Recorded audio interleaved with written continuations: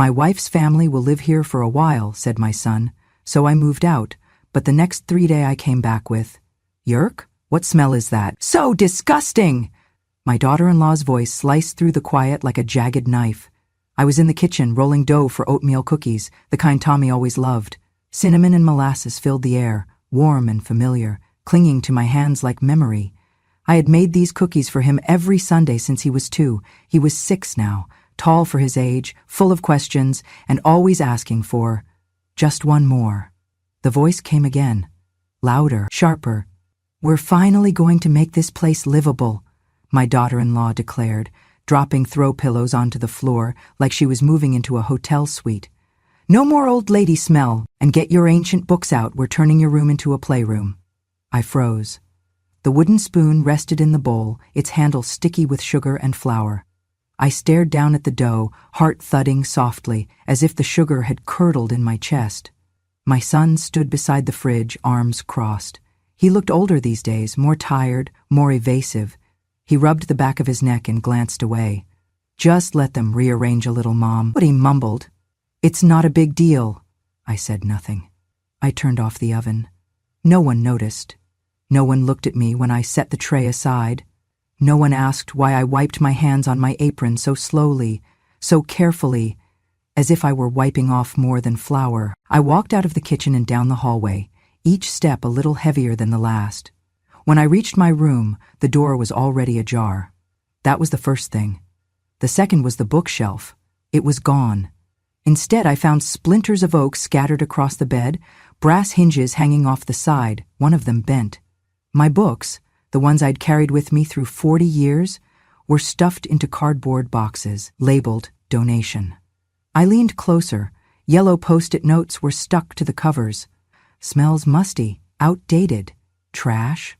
There was a black trash bag slumped beside the boxes. I didn't open it. I didn't need to. I turned to the closet. Empty hangers swung like brittle bones.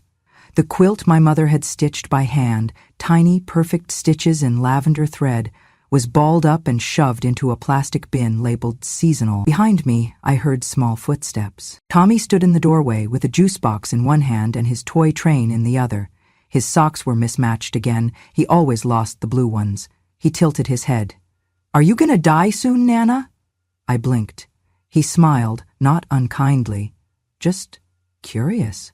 Mom says the baby needs your room. I smiled faintly, though it felt like glass breaking inside me. Tell your mom, I said softly, that the room she wants didn't build itself, and neither did the family living in it. I opened my mouth, but the words refused to form. My throat clenched like a fist.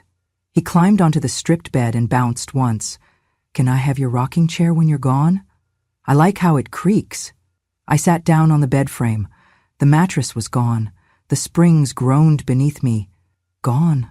That's what I was, gone, while still breathing. They hadn't said it out loud, but it was in the way they looked past me, the way they touched my things without asking, the way even my scent, cinnamon, molasses, cedarwood, had become offensive. My room wasn't mine. My chair wasn't mine. Even my smell wasn't mine. It wasn't just about redecorating. It was about being erased, quietly, methodically, as if I were a stain on their new life, as if the woman who helped pay for this house had expired. Back in the kitchen, I heard laughter. A cabinet slammed. Silverware clinked. Someone rifled through the linen drawer. I walked back slowly, unnoticed. They were moving the dining table, the one my husband built with his hands, the one we used every Sunday, even after he passed. They had already taken down my curtains, said they were too dark, replaced them with thin beige panels from some department store sale, the kind that let the sun in but kept nothing out, not the stares, not the judgment. Tommy's juice box was lying sideways on the rug. His toy train trailed beneath the buffet. My daughter-in-law pointed at the wall. We'll hang the baby's photos here, she said, and move that old portrait out. It's creepy. I knew which one she meant. It was a framed photo of me and my late husband, taken on our 30th wedding anniversary. I wore navy silk and pearls. He had on a charcoal vest and the only real smile I'd ever seen him wear in a photograph. He hated cameras, but that day he smiled. For me. It's not creepy, I said softly. It's my family. She didn't even turn. "We're building our family now," she said. "That was your generation. This is ours." I looked at my son, my only child. He didn't meet my eyes. The cookie dough sat on the counter, slowly deflating. The oven was still off. No one had noticed. I walked to the back door and stepped outside. The roses I planted the year we moved in had gone wild, untrimmed, untamed, reaching for the fence like they wanted to escape. Its branches hung low, stripped of fruit, yet still standing. I realized then it wasn't death that took away its beauty, it was neglect, and neglect, unlike death, is a choice. I knelt beside them and touched the soil. Dry, unattended, like me. A sparrow landed on the fence, chirped once, then flew away. I stood again and walked back in. My legs felt heavier, my heart even more so. I passed through the house like a ghost no one believed in anymore. In the garage, my suitcase was already waiting, dusty, half-zipped. Someone had started packing it. A note was taped to the top in my daughter-in-law's handwriting. "Just for now, we'll figure something out." I didn't touch it. I went upstairs. Back in what used to be my room, I scanned the boxes one last time. One of the books had fallen open. A collection of poems. The page was dog-eared. I read the line, "They buried her while she was still standing." That night, I didn't eat dinner. No one asked why. I sat at the edge of the stripped bed, hands folded, eyes dry. The silence in that room was thicker than grief and deeper than death. But I didn't cry. Not yet. Before this house became their dream, it was mine. And before it was mine, everything I ever had I made with my own 2 hands. Not out of entitlement, not from inheritance, just thread, calluses, and grit. I was a seamstress for 28 years. The shop was no bigger than a single-bedroom apartment, tucked between a barber and a hardware store off Fairfax Avenue. The sign above it was hand-painted, slightly crooked, and the A in alterations had started to fade by the 2nd year. But people came, not because I was the cheapest, but because I listened. I measured with care. I remembered birthdays. I stitched stories into every seam. There were wedding gowns that needed last-minute fixes and Little League uniforms for boys who grew faster than their parents could afford to replace. There were prom dresses, pageant sashes, military jackets, and baby blankets patched with pieces of old shirts. Each thread ran through my fingers like time itself. My husband never liked the shop. He thought it distracted me from my real job, being a wife. He never said it out loud, but I read it in his silences. He worked maintenance for the city, came home smelling of grease and metal, and would eat dinner without looking up from the news. We weren't affectionate, but we endured. That's what marriage was for our generation. Not fire, but endurance. Then he got sick, the kind of sick where hospital bills stack like bricks on your chest and hope becomes rationed by the day. I closed the shop 6 months into his treatment, folded up every dress, gave away every spool, and locked the front door one final time. I sold the sewing machines first, then the counters, then the neon sign. When he passed, there was only $9,400, 0 cents, left in the account. And I knew my son, my only child, was barely treading water himself. 2 kids, a new wife, medical bills of their own, rent rising. He didn't ask for help, he just cried, and I offered. I remember the kitchen table conversation as clearly as I remember my own name. He came over with his shoulders slumped, hands shaking slightly as he poured the tea. "Mom," he said, staring into the steam. "We found a house in East LA. It's old but decent bones. They want $385,000, 0 cents. We can't get approved unless we come up with 20% down." I nodded once. Then went to the cabinet and pulled out the tin box. Inside were 3 things: my marriage certificate, the deed to the shop, and a plain envelope with "Do not touch unless you need it," written in my own handwriting. Inside that envelope was $120,000, 0 cents. Every penny I had saved over 30 years. His eyes widened when I slid it across the table. "Mom, no, I can't take that. That's your future." I smiled. "You're my future."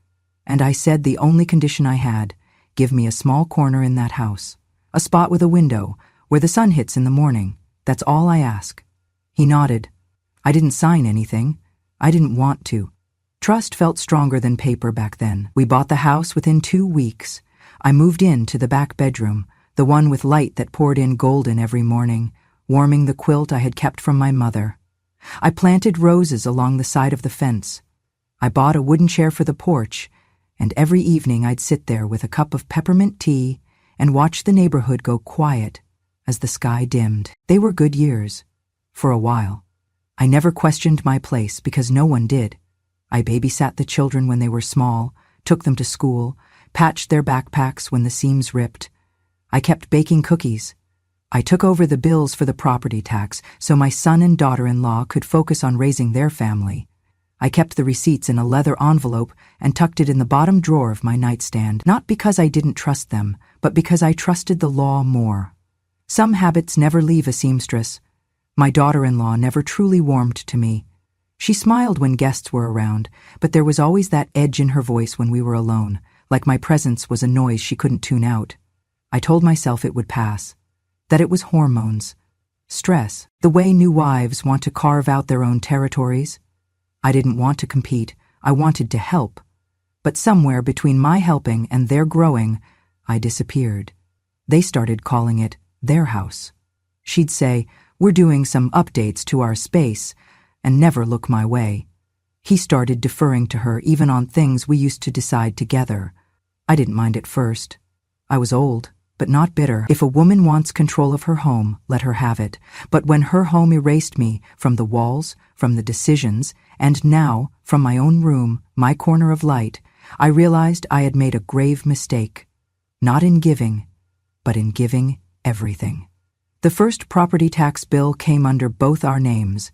I paid it, then the next, then the next. Every January, like clockwork, I'd walk to the post office, drop the check, and file the carbon copy away. I never told them, they never asked. It was easier that way. But now, standing in a room I no longer recognized, books boxed, curtains torn down, my grandson asking me how long I planned to live, I realized something else. They weren't going to push me out later. They already had. They just hadn't said the words yet, and worse, they thought I wouldn't notice, that I was too old, too fragile, too grateful to fight. But they didn't know that every stitch I'd ever sewn had been a quiet act of defiance, that every inch of fabric held a record of what I'd endured, that I had built a business, raised a son, paid my dues, buried a husband, and still stood tall. I didn't have a storefront anymore, or a sewing machine, or even a shelf left in my room, but I still had the deeds, the records, the receipts, and a heart that had stopped breaking and started remembering. This house wasn't just their future, it had been built with my past, and I hadn't come this far just to fade quietly into their shadows. Not yet. The first sign came wrapped in red and yellow. I was walking home from the market with a small bag of apples when I saw it, a flyer stapled to the bulletin board outside the corner store. Between a dog-walking service and an ad for piano lessons, there it was. Charming 4BR home in East LA, spacious yard, prime location, open house, this Sunday. The photo slapped me like cold water. That was my porch. My roses, the chair I sat in every evening, now digitally brightened to make it look more inviting. I stared at it, heart frozen, until the wind tugged the corner loose and the page fluttered. I tore it down. At first, I thought it must have been a mistake, a misprint, a neighbor's house that just happened to look like ours. But the house number was right there, bold, centered. The house I helped pay for, the house where I wasn't even asked. I took the flyer home and laid it flat on the kitchen table, smoothing out the crumpled edges like it was another bill to pay. The family was out? Perfect. I went to my room, the corner with barely any of my things left, and sat. I didn't cry. I waited. That night, when they came home from dinner, I held up the flyer without a word. My daughter-in-law didn't flinch. "Oh," she said, glancing at it like I'd handed her a grocery list. "Yeah, we've been thinking about it for a while. With the baby coming, we need something newer, more space, better schools." I waited. Nothing more. I looked at my son. "Is this real?" He looked away, scratched his arm. "We haven't finalized anything. It's just exploratory." And, "Were you planning to tell me before or after strangers walked through the house?" That's when she snapped. Her tone turned brittle. sharp enough to cut through bone. "We thought you were too old to care." Too old to care. As if age erased memory. As if wrinkles diluted worth. As if the woman who helped buy the damn house was now just an old vase gathering dust in the wrong room. I didn't say anything more that night. I went to my room, my half-packed, slowly disappearing room, and closed the door. But I didn't sleep. And the next morning I began to listen. I moved quieter, made my steps softer. I carried laundry slower, lingered in hallways. I kept the TV off. I started noticing patterns. The way their voices dropped when I entered, the way papers were shuffled away, the way the baby books were stacked higher than my boxes. Then it happened. It was a Tuesday, late afternoon. I came down to get tea and paused in the hallway. Their bedroom door was cracked open. Inside, my son and his wife were sitting cross-legged on the floor, surrounded by folders, documents, and a laptop. I heard my name. "She's still on the deed," she said. "We can't close unless she signs." "So get her to sign," he said. "She won't know the difference." My heart stuttered. What if she asks questions? "Just say it's for insurance or refinancing. She trusts you." "I don't want her hanging around the new place either." "She won't be. That's the whole point." I felt the heat rise up my neck, but I forced myself not to react. I walked backward, slow, silent, until I reached the staircase. Then I went to my room, sat down at the desk, and pulled out the old phone I kept for emergencies. I hit record. I didn't know what I was planning yet, but something inside me had turned. A thread snapped. The next few days, I played the fool. I forgot where I put my keys. I asked the same question twice. I told Tommy the same story in the morning and again at night. I acted like I didn't notice the empty bookshelves, or the disappearing towels, or the way my suitcase kept inching toward the door. I waited, and then it came. Friday evening. A knock on my door. My son stood there with a gentle smile. In his hands, a stack of papers. "Hey, Mom," he said, cheerful like it was Sunday dinner. "We're refinancing the house. Just need your signature here so the mortgage rate doesn't change." He held out a pen. The stack was thick, too thick for a simple refinance. I smiled at him. "What happens if I don't sign?" He blinked. "It just complicates the process. Nothing bad, it's just paperwork." I took the pen, held it, turned it slowly in my fingers like a knife. "Can I read it over tonight?" I asked sweetly. "You know me, I forget things now. Better safe than sorry." He hesitated. "We kinda need it tonight." I smiled wider. "Then stay up with me. Read it together like old times." He paused, then backed off. "Sure, tomorrow's fine." He left the papers with me. That night, I didn't sleep either. I didn't even read the papers. I didn't need to. Instead, I pulled out my leather folder from the back of my nightstand, the one with the tax records, the deed copy, the original agreement. I added a flash drive with the audio recording. I placed it all neatly into an envelope. Then, I called a number I hadn't dialed in 10 years. "Clara?" I said. "It's me. Remember that sewing class I ran in the 90s? Clara, my former student, was now a real estate attorney. "Do you still handle elder co-ownership cases?" I asked. She said yes, and she remembered everything, including the woman who taught her how to hem a line straight, no matter how rough the fabric. The next morning, before sunrise, I got dressed in my best blouse. I put on lipstick I hadn't touched in years. Then I packed that envelope in my purse, because they had made one mistake. They thought I was too old to care. But I had been watching longer than they had been planning, and now they weren't just selling a house, they were selling out the wrong woman. It started with silence, the kind of silence that makes your skin itch before your ears even catch on. When I came home from my walk that morning, the house was too still. No footsteps upstairs, no cartoons blaring, no cabinet doors slamming, just the soft hum of betrayal, waiting behind a half-closed door.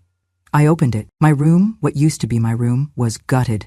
The bed was stripped bare, the curtains were gone. The quilt my mother had stitched by candlelight, the only thing I'd saved after the house fire in 1964, was nowhere to be seen. The walls were naked, my lamp was missing, the rug, threadbare but still mine, was rolled up and leaning against the hallway wall. I turned to the closet. Empty hangers dangled like broken bones. They hadn't just rearranged. They had erased me. The garage door was open, the sound of muffled voices and movement echoing from inside.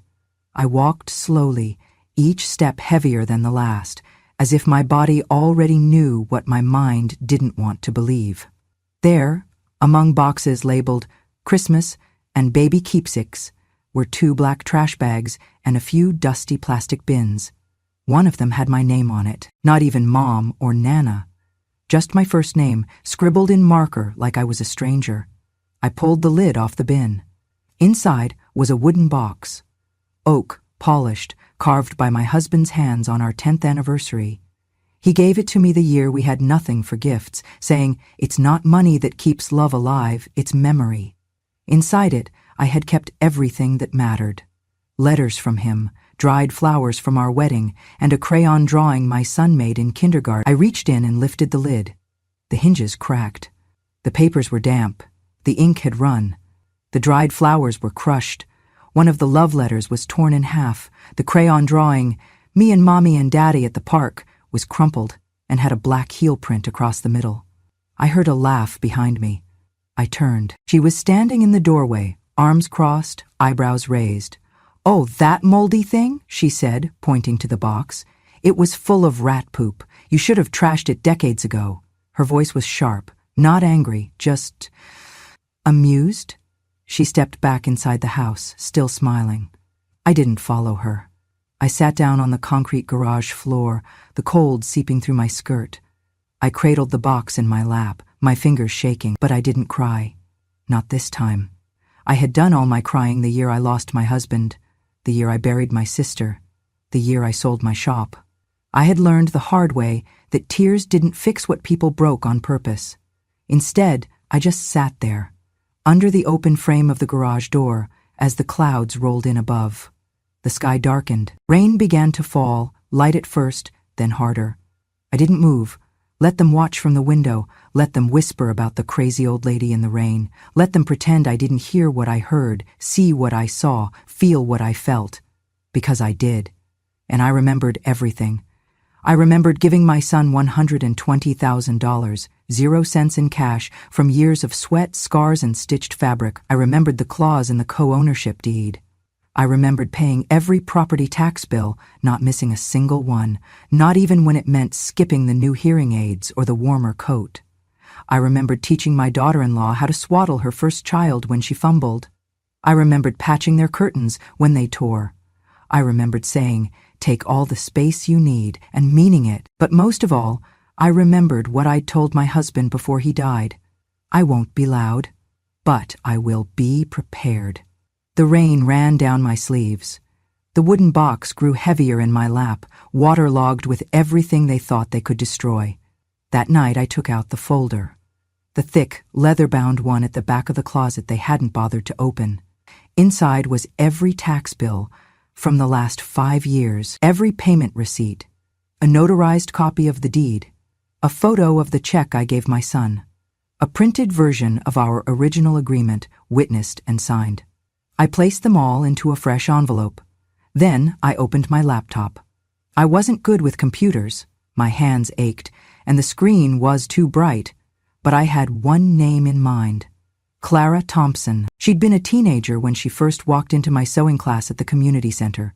Shy, smart, lost her mother young, wore the same cardigan for months until I stitched her a new one from leftover fabric. She had wanted to become a lawyer even then. I typed her name into the bar. There she was. Clara Thompson-esque, Z.Ec., Family Law, Real Estate, and Elder Protection, Beverly Hills. I dialed the number. She picked up on the second ring. "Clara Thompson." "Clara," I said quietly, "it's Mrs. Alvarez, from the sewing class. Do you remember?" A pause, then a warm gasp. "Mrs. Alvarez? Oh my God, of course I remember. I still have the dress pattern you gave me." I laughed softly. "I'm glad. Listen, Clara, I need your help. I think my family is trying to take something that's not theirs, and I need to stop them, quietly, but completely." She didn't hesitate. "Tell me everything." I did. She didn't interrupt once. When I finished, she said, "I've seen this before, but not from someone as sharp as you." I smiled. "Oh, honey," I said. I've been playing dumb, but I'm not done yet. That night, I taped the damaged drawing from my son onto the wall above my bed. The crayon lines were faded, the footprint smudged, but it was still there. Still mine, and I wasn't going anywhere. Not until I reminded them all who this house truly belonged to.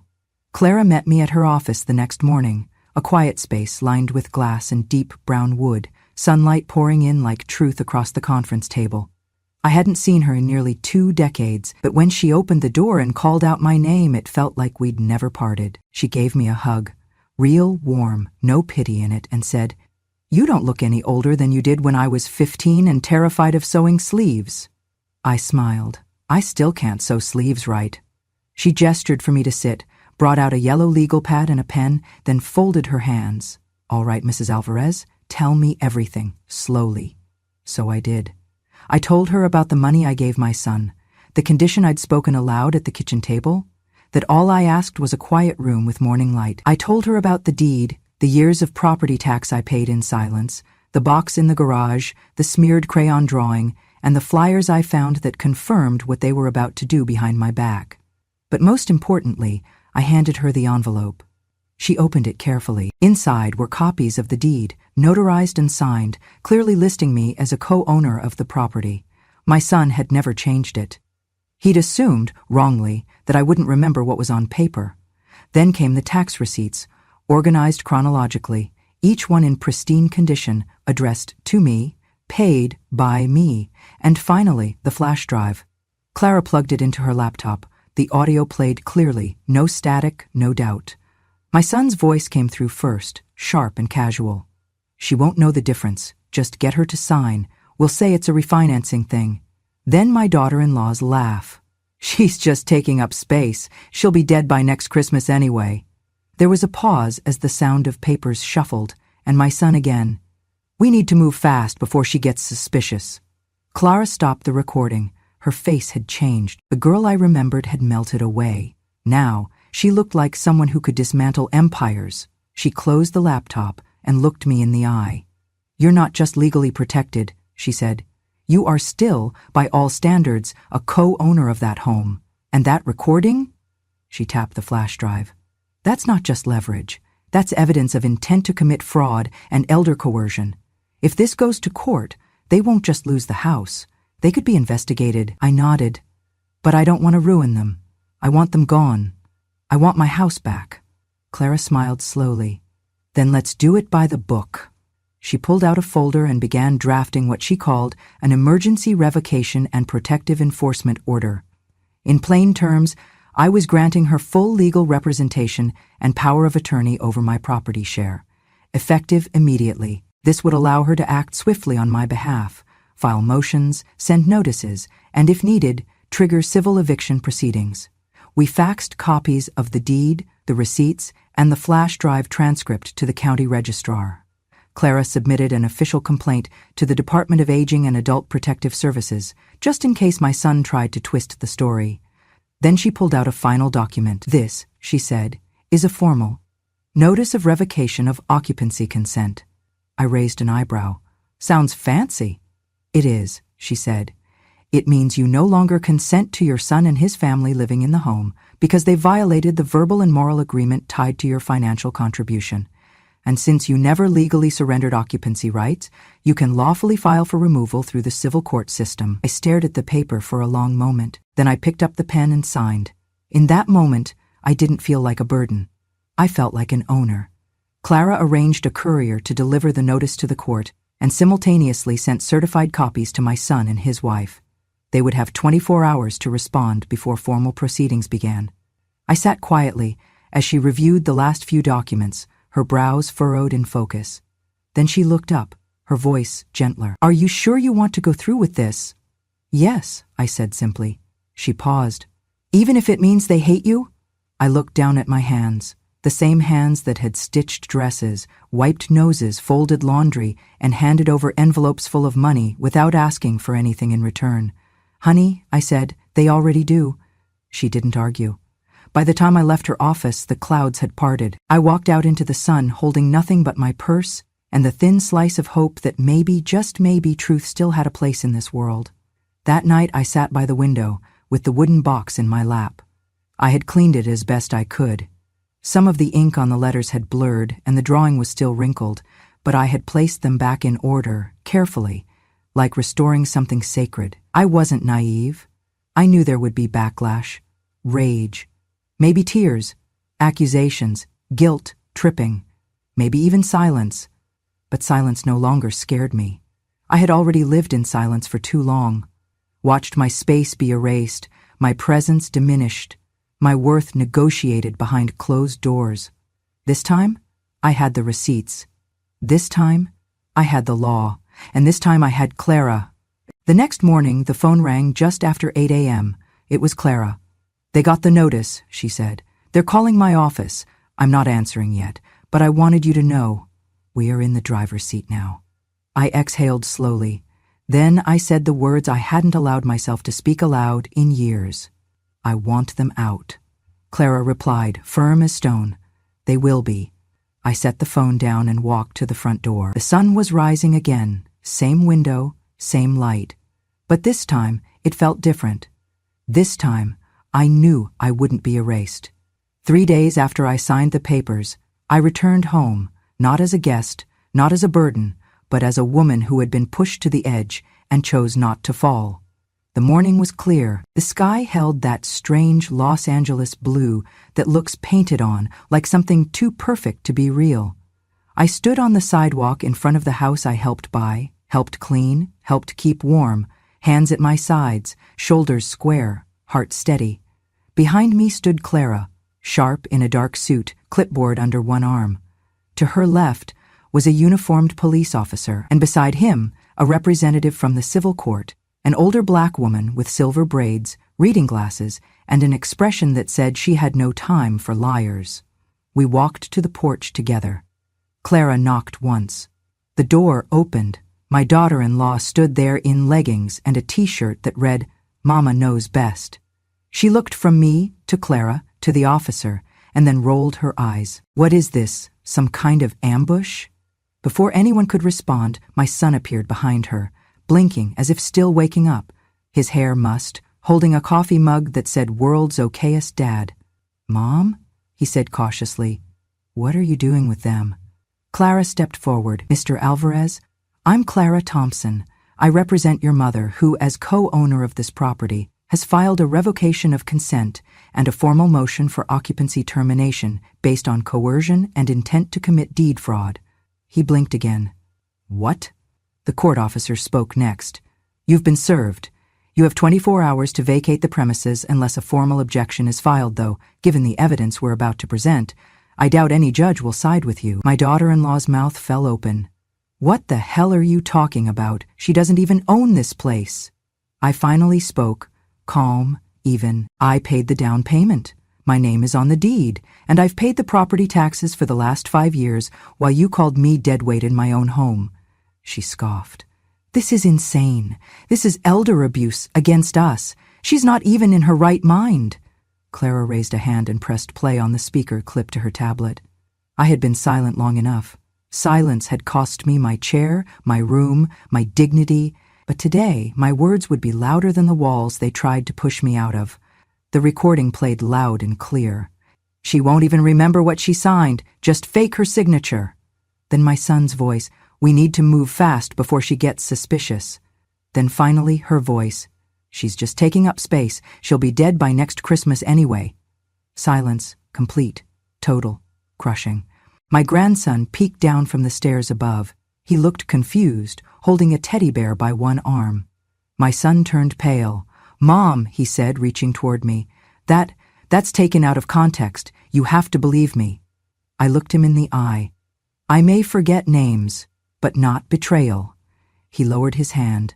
Clara stepped forward again. "This home cannot be sold, refinanced, or otherwise transferred without her consent. You attempted to do all three. You used deception, intimidation, and withheld information from a legal co-owner. That's grounds for civil removal and possibly criminal charges." My daughter-in-law snapped. "She's ruining everything. All for what? A tiny room and some stupid old books?" I took a breath, long and slow. "No," I said. "Not for the room. Not for the books. for the principle, for the truth, for every woman who gave too much and got pushed aside the moment she wasn't needed. The court officer stepped forward and handed them each an envelope. These are official notices. You have until tomorrow at 10 a.m. to vacate. After that, law enforcement will assist with removal. Where are we supposed to go? My son asked, his voice cracking for the first time. We have a child, a baby on the way. I didn't reply. Clara did. You should have thought about that before trying to steal from your own mother. We turned and walked out without another word. As I reached the sidewalk, I looked back once. My daughter-in-law was yelling, arms flailing. My son stood frozen, and Tommy, sweet, innocent Tommy, was still holding that teddy bear, watching from behind the staircase railing, silent. The roses I'd planted were still there, overgrown, untended, but alive. Later that afternoon, Clara and I sat at a small cafe downtown. She ordered coffee for both of us, black with 1 sugar, just how I used to make it during our sewing lessons. They won't forget this, she said softly. I hope not, I replied.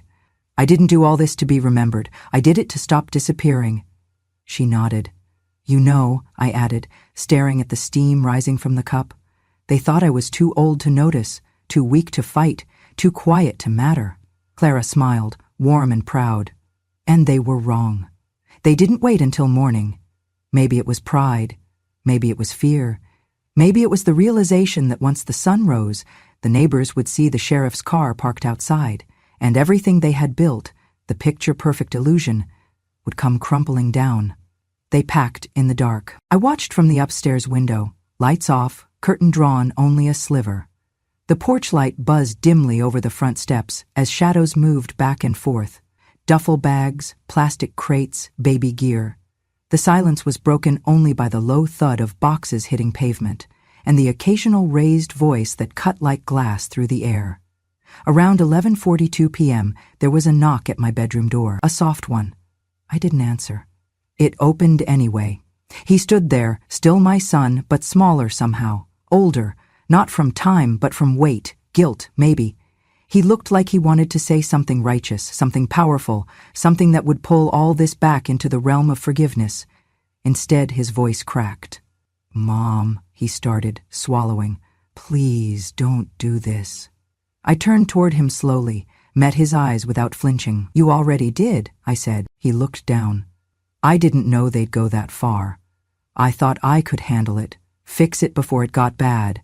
You were holding the pen, I said quietly. You called the realtor. You sat there while your wife said I'd be dead by Christmas. His eyes filled with tears, real ones maybe, but too late. You let them erase me, I continued. You knew they were gutting my room, throwing out my things. You watched them pack my memories in garbage bags, and you said nothing. I was scared, he whispered. So was I said, and I still stood up. He opened his mouth again, but I raised a hand. Get out, I said gently. Don't beg. It's already done.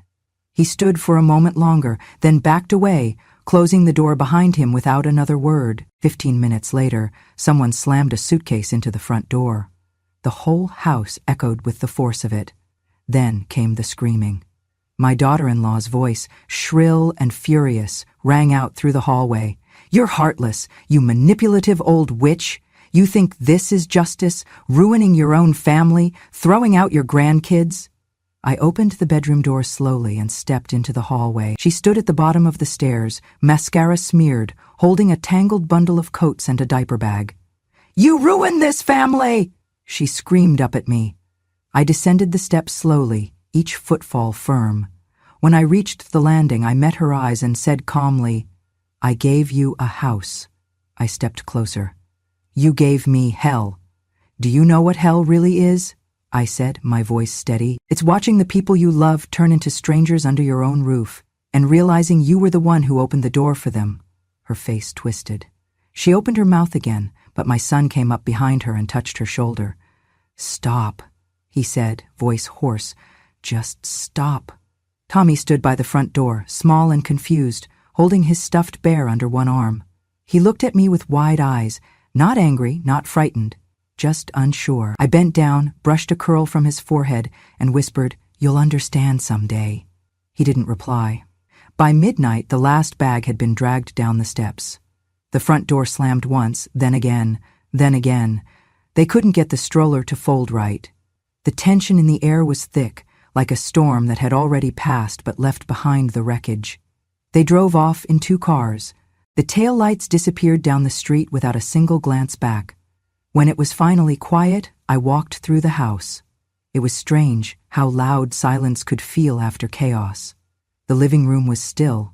Toys half-packed, a baby bottle forgotten on the kitchen counter, a sock wedged between the couch cushions. I walked to the back door and stepped into the garden. The roses I had once tended were overgrown now, wild and unshaped. The porch swing creaked in the breeze. But it was the persimmon tree that stopped me. My husband planted it the year we moved in. It had always bloomed late, stubbornly, like it wanted to prove something. But now, it was withered, branches dry and cracked, fruitless and bent, forgotten. I walked toward it, rested my hand against the trunk. It felt brittle. "Me too," I whispered. The wind picked up gently, lifting the hem of my sweater. Behind me, the house stood still, every light off except one in the hallway, glowing dim through the curtain. It looked empty, but for the first time in years it didn't feel like it. Because now, there was no fear in the walls, no weight in my chest, no eggshells underfoot, just space. Real space. Mine. I went back inside and turned off the last light. As I walked through the now quiet rooms, I didn't think about their shouting, or the slammed doors, or the empty apologies. I thought about the little girl I once was, who dreamed of a home with windows that let in the morning light. And I thought, after all these years, I had finally returned to it.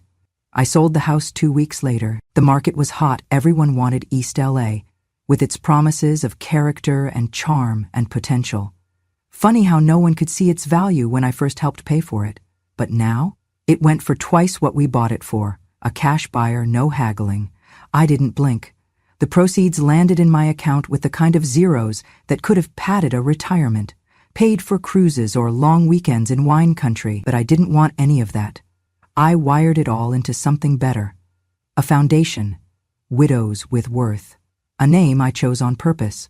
Not because I saw myself as a victim, but because I had met too many women like me in quiet laundromats and community centers, sitting on metal chairs with hands folded in their laps, swallowing their sadness while their children made decisions around them like they were already ghosts. We help women over 60 get legal representation, housing support, financial counseling.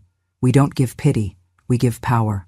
Because when a woman has given everything and still gets erased, she deserves not a handout, but a second beginning. Just like I had. I bought myself a new beginning, too. A small house near the coast, just north of Long Beach. Nothing fancy.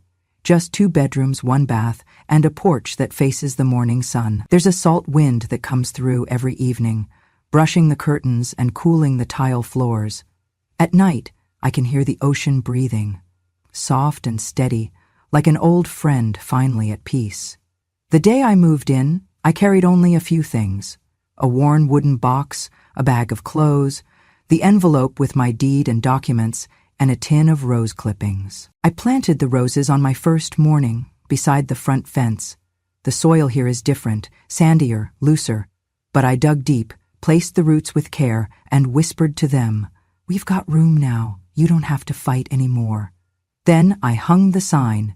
I carved it myself with a borrowed knife and an old cedar plank I found at a flea market, stained it with linseed oil, hammered it into the post beside the mailbox with my bare hands. It reads, "This house was funded by a burden. Enjoy the silence." Some days, neighbors ask about it.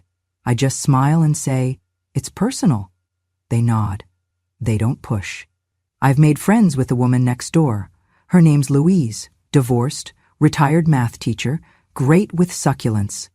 We share coffee on Sundays and complain about how loud the seagulls are. I think she knows, deep down, that I've lived through something, but she's kind enough not to ask unless I'm ready to tell it. Inside, I kept only what mattered. One of those things was a drawing, crayon on yellow paper smudged in the corner. A stick figure version of me with curly hair and arms too long, standing beside a boy in a red shirt with big, lopsided eyes. in blocky handwriting at the bottom, "To Nana, you make everything warm." Tommy gave it to me when he was 4. They had packed it in a trash bag. I had pulled it out before the movers came, smoothed it flat, pressed it between 2 cookbooks during the night, and tucked it in the side of my suitcase like a heartbeat. It's taped to my refrigerator now, right next to a grocery list and a coupon for canned peaches, and every time I pass it, I touch the edge, like lighting a candle. I don't know if Tommy will remember me the way I remember him. Children forget things quickly, or they're taught to, but that drawing, that memory belongs to me, untouched, undeniable. Sometimes I get letters from women in Texas, Ohio, Montana, women who saw the story Clara quietly leaked to the local news. Elder woman reclaims her rights after deed fraud attempt by son. They write things like, "You gave me the courage to say no. I filed for co-ownership of my house this week. I left the room they told me to die in." I keep those letters in a blue folder beneath my desk. I don't reread them often, but I like knowing they're there. Proof that silence doesn't have to be the end of a sentence. I never spoke to my son again. Not because I hate him, but because I love myself more. He made his choice, and I made mine. Some lines, once crossed, don't get redrawn. They just stay there, etched into the ground like a property line no one can pretend not to see. Every now and then, when I'm out watering the roses or sitting on the porch with my coffee, I think about the house on El Camino Street, the one I helped build, the one they tried to take from me. I wonder if it ever stopped echoing after we left. I wonder if they hear my voice in the floors. And then I let it go. Because this house, this little home with salt in the air and sunlight on the sill, is mine. Truly mine. It was paid for with dignity, carved from memory, and built not on guilt or fear, but truth. And that, I've learned, is the strongest foundation there is. I built that house with love. I left it with truth. And I live now with peace. Thank you for staying with me until the very last word of this story. If you believe that grandmothers, strong, quiet women who were overlooked but never powerless, deserve to be heard, then don't forget, subscribe to Grandma True Stories. Turn on notifications so you never miss another emotional, powerful, and deeply human story from grandmothers across America. And if you've heard or lived a story that's never been told, share it with us, because here, every grandmother has a voice. Grandma True Stories, where her silence becomes a story worth telling.